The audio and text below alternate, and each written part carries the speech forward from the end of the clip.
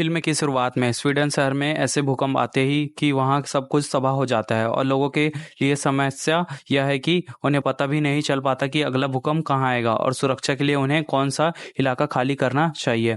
इन भूकंपों का कारण शहर में भूमिगत खनन था। इस सब के बाद हम कुछ दोस्तों को खनन क्षेत्र के पास पार्टी करते हुए देखते हैं, जिन्हें वहाँ एक दरार दिखाई देती है जो देखते ही देखते बड़े हो जा रही थी और अचानक वे सभी इस दरार में गिर जाते हैं। और ये है फिग्गा, जो इस शहर के खनन क्षेत्र की सुरक्षा प्रभारी है।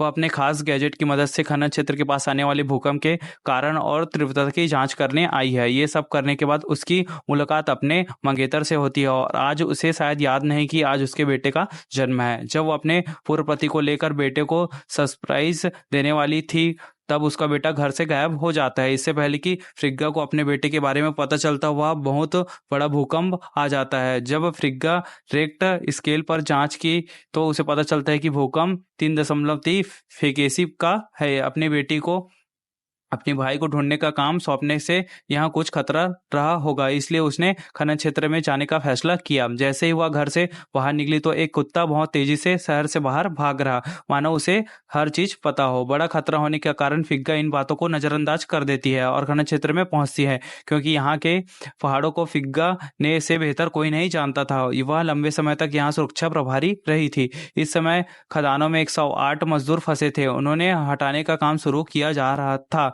लेकिन फिर भी वहां खदान के अंदर होने वाले विस्फोट को जांचने के लिए खदान के अंदर जाने का फैसला करती है। उनके साथ उनका पूर्व पति भी अंदर जाता है, क्योंकि वह इस खनन प्रभारी था।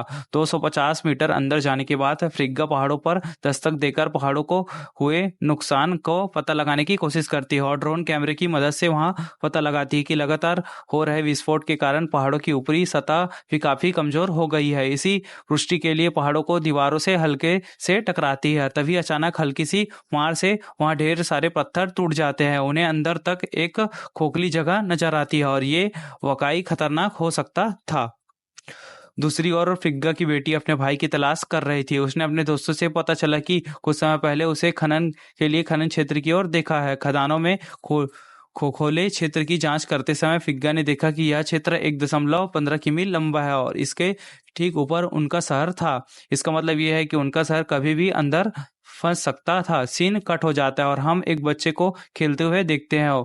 जब वह मिट्टी से खेल रहा है तभी उसकी अचानक नीचे की मिट्टी चिपकने लगती है, जिससे पहले कि बच्चा मिट्टी में फंसता और उसकी माता पिता उसे बचा लेते हैं। खदानों में फिग्गा अपने पूर्व पति को शहर खाली करने का आदेश देती है, क्योंकि वह सुरक्षा प्रभारी है। वह जानती है कि किसी भी समस्या यह शहर अंदर फंस जाएगा। वह उससे कहता है कि ऐसा नहीं है, शायद ये पहाड़ एक दूसरे को खींचने और एग्जिट करने की कोशिश कर रहे हैं। फ्रिग्गा जवाब देती है, यहाँ हालत बहुत खराब है, आप जो सोच रहे हैं वैसा कुछ भी नहीं है। हमारे पास ज्यादा समय नहीं है, हमें ये शहर खाली कराना होगा। अब ये लोग बात करते ही रहते हैं कि अचानक यहाँ ये खड़े हो जाते हैं। खनन का वह हिस्सा टूटने लगता है। वे वहां से भाग जाते हैं। इधर फिग्गा की मंगेतर को रेस्क्यू टीम के जरिए पता चला कि इस भूकंप के कारण शहर में पानी पाइप फट गई है। कीड़े मकोड़े तेजी से जमीन से निकलकर शहर की ओर आ रहे थे और जानवर शहर छोड़कर जा रहे थे, मानो यहाँ कोई बड़ा खतरा आने वाला हो। इतना ही नहीं, खदानों में 108 मजदूर भी फंसे गए थे।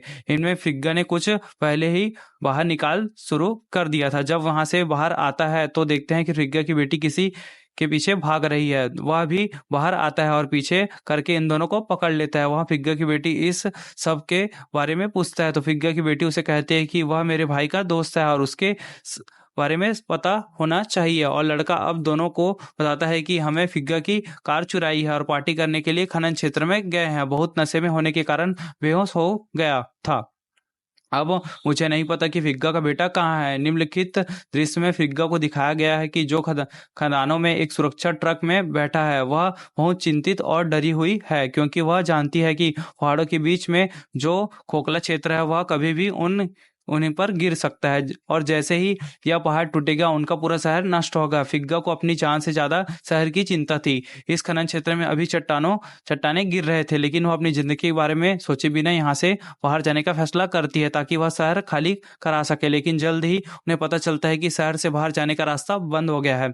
लेकिन वे हार नहीं मानते और दूसरा रास्ता तलाशने लगते हैं। काफी देर चलने के बाद उन्हें दूसरा रास्ता मिल जाता है। फिग्गा को चट्टानों के बीच में एक छोटा सा छेद मिलता है। वह इसी छेद को रास्ता समझकर यहाँ से निकलने का फैसला करती है। छोटे छोटे पत्थरों को हटाते हुए आखिरकार वह बाहर आ गई। अब उसके पूर्व पति की बारी थी, जिसे इतने छोटे संक्रमण क्षेत्र से बाहर निकालने में कठिनाई का सामना करना पड़ा। फिग्गा कौन चाहते हुए भी उसके सिर पर हथौड़े से प्रहार करना पड़ता है और उसे बेहोश करना पड़ता है। इसके बाद वह उसे वहां से खींच कर ले जाती है। इसके बाद फिग्गा के बहुत सारे सहयोगी बाहर आ गए थे। अब बारी थी फिग्गा की, आखिरी सहकर्मी की, जो जब उस छोटे से छेद से निकलने की कोशिश करती है तो उसके पैर छोटी चट्टान में फंस जाती है। उगरा उसे खींचने की बहुत कोशिश करती है, लेकिन चट्टानें फिर से हिलती है और छोटी छोटी चट्टानें उस लड़की पर गिरती है और इस तरह लड़की वहीं मर जाती है। सीन कट होने के बाद फिग्गा के मंगेतर और उसकी बेटी को दिखाया जाता है, जो अपने बेटी को खोजने के लिए खनन क्षेत्र में आई थी। यहाँ फिल्म की शुरुआत में बच्चे पार्टी कर रहे थे। यहाँ एक बड़ी दरार भी देखी गई जिसमें उन्होंने किसी के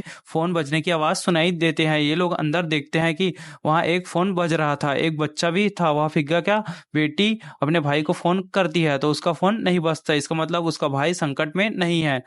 इधर खनन से बाहर आने के बावजूद फिग्गा भी गहरे सदमे में थी, क्योंकि उसने अभी अभी अपनी बहुत सारी प्यारी दोस्तों अपने सहकर्मी को खोया था। आखिरकार ये लोग खदान से बाहर आ जाते हैं और फिग्गा को उसकी बेटी का फोन आता है, जिसमें वह कहती है कि वह खदान के ऊपर है, जहां उसका बेटा पार्टी करने आया था। संभव है कि वह यही कहीं हो। उसकी बात सुनते ही बाद फिग्गा उसे कहती है कि शहर की ओर मत जाओ, क्योंकि शहर कभी भी फंस सकता है। हो सकता है तो शहर से दूर चला जाओ।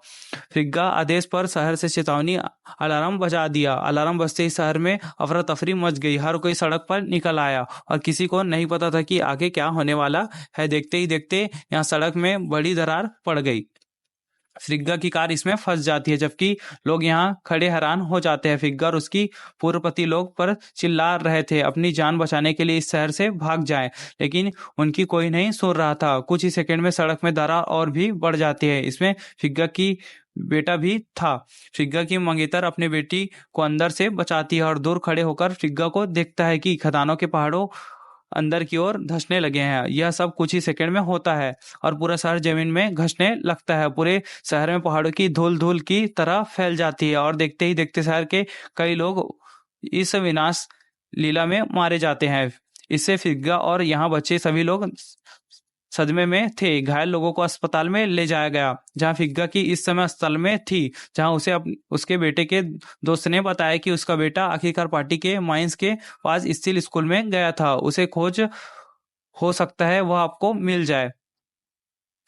बिना सोचे समझे फिग्गा अपने पूरे परिवार को स्कूल ले जाती है, जहां वह पूरी तरह से नष्ट हो गया था। उन्होंने यहाँ भी डर था कि कहीं उनका बेटा यहाँ ना मर जाए, लेकिन उन्होंने एक बार जांच कर ली। थोड़ी देर बाद उन्हें एक लड़की के साथ उसके बेटे की आवाज सुनाई देती है। अब फिग्गा का बेटा उसके सामने था, निचले कमरे के तहखाने में गिरा हुआ था, क्योंकि ऊपर से छत गिरी हुई थी। लड़की को बचाने के लिए फिग्गा पहले उन्हें एक रसीद देती है। फिग्गा का परिवार भी यहाँ था। फिग्गा उन्हें आगे से मना करती है, क्योंकि वह जानती था कि यहाँ हालत बहुत कमजोर हो गए हैं। इसके नीचे एक बहुत बड़ी दरार भी है, जैसे दरार उनसे पहाड़ी में देखी है। जैसे ही पहले की फिग्गा घायल लड़की को बचा पाती, फिग्गा की आंखों के सामने लड़की की मौत हो जाती है। अब फिग्गा अपने बेटे को बचाने के लिए पाइप के सहारे उस दरार में आती है। उससे पहले कि वह अपने बेटे को बचा पाती, वह इधर चली जाती है और उसके पैर में एक खंभा घुस जाता है। खून से लथपथ फिग्गा अब भी अपने बेटे के बारे में सोच रही थी। वह अपने बेटे से कहती है कि अगर तुम्हें मेरे मंगेतर पसंद नहीं है तो मैं तुम्हारे लिए उससे शादी नहीं करूंगी और तुम्हारे कहने पर तुम्हारे पापा के साथ ही रहूंगी। जब उसका बेटा कहता है कि नहीं, बस यही चाहता हूं कि आप मेरे साथ खुश रहे, तो फिग्गा जवाब देती है कि मैं भी बस यही चाहती हूँ। उनकी बातचीत के दौरान ऊपर रस्सी से लटकी एक बोतल उनकी तरफ गिर जाती है। फिग्गा का बेटा उस मेज से लटक जाता है और इसकी मदद करने के लिए फिग्गा से बाहर आता है। यहाँ खंबा अभी भी फिग्गा के पैर में फंसा हुआ था। दूसरी ओर उसकी बेटी भी अपने जान बचाने के लिए उस सीख होल में आ जाती है। वे दोनों अपने माँ के पैर से डंडा निकालते हैं और उसे वहीं बैठा देते हैं। सबसे पहले फिग्गा बेटा ऊपर जाता है। इससे पहले कि वह फिग्गा को बचा पाते उसे ऊपर ले जाते हैं। वह हिस्सा जहाँ फिग्गा बैठी होती है वह भी टूटने लगता है। फिग्गा मर सकती थी, लेकिन ये लोग हार नहीं मानते। उसकी बेटी मेज घुमाकर अपने पास लाती है और फिग्गा भी मेज पर कूद पड़ती है। मेज पर वह वजन बहुत बढ़ गया था। उस केबल से उन्होंने टेबल को लटकाया था। फिग्गा का पति फिग्गा को बचाने के लिए उस केबल को पकड़ लेता है। इस केबल में करंट था जो फिग्गा के पति को लग गया और करंट की वजह से उसकी वही मौत हो गई। रास्ते में उन्होंने फिग्गा की मंगेतर से कहा कि जीवन भर मेरे बच्चों का ख्याल रखना है। इसके बाद हमें दिखाया जाता है कि यहाँ रेस्क्यू टीम भी आ चुकी है जो इन सभी को यहाँ से बचाती है, लेकिन ये लोग इस घटना को कभी नहीं भूल पाएंगे और ये फिल्म की कहानी सबको दिखाते हुए यहीं खत्म हो जाती है। Thank you. वीडियो अच्छी लगी हो तो वीडियो को लाइक करें और चैनल पे पहली बार आए हैं तो सब्सक्राइब करना ना भूलें।